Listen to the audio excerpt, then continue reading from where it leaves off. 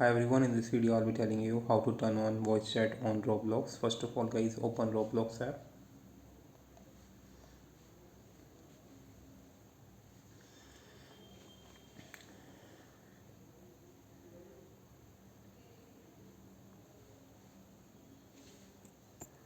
Once you open it guys, just tap on three dot over here.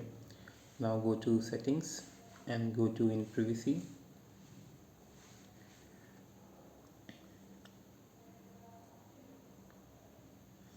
Once you're in privacy guys, you have to scroll down and check whether you have microphone or not.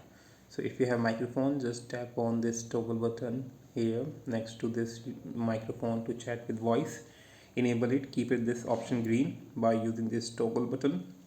If you don't see this microphone, you just need to verify your number from the account info and you will get this microphone. Just enable it from here and you will be able to use the voice chat on Roblox using just phone verification.